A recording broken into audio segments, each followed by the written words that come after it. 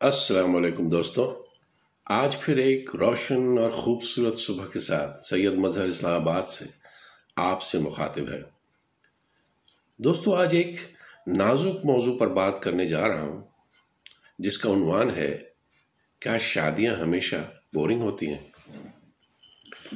میری شادی کے 35 سال بعد مجھے یقین ہو گیا ہے کہ شادیاں ہمیشہ بورنگ نہیں ہوتی۔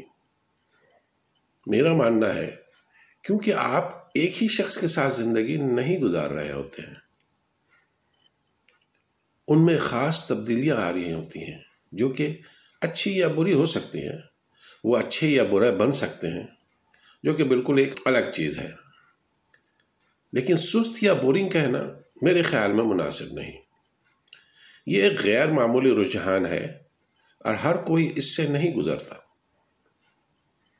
اب دیکھیے نا، آپ کی ساتھی عمر میں بڑھ رہی ہوتی ہے، اس کے قد و قال میں نمایاں تبدیلی رونما ہوتی ہے، شخصیت میں تبدیلیاں، عادت و اطوار میں تبدیلی، اور وہ جو کردار اس وقت ادا کر رہی ہوتی ہے وہ بھی بدلتی ہے۔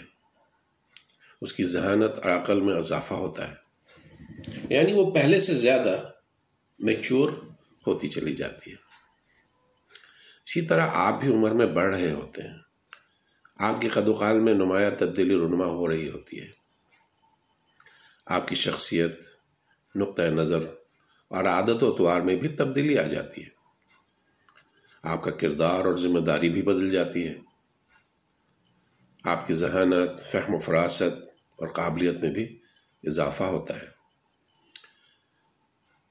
اور یوں زندگی کی یہ تبدیلیاں کبھی کبھار کچھ نئی اور خوبصورت حیرتیں اور خوشیاں چھڑکتی رہتی ہیں، جس سے آپ دونوں کی طرف سے مختلف رد عمل سامنے آتا ہے۔ میں تو عمر کے اس حصے میں اپنی لائف پارٹنر کے لیے اتنا ہی کہوں گا کہ تعویذ نما ہوتے ہیں کچھ لوگ، تعویذ نما ہوتے ہیں کچھ لوگ، بات کرتے ہیں تو شفا ملتی ہے۔ اللہ تعالیٰ دنیا میں آدم و حوا کی جوڑیوں کو ہمیشہ سلامت رکھے اور اس محبت بھرے رشتے، اس خوبصورت رشتے کو دوام بخشے، آمین۔ بہت شکریہ دوستو، السلام علیکم ورحمۃ اللہ وبرکاتہ۔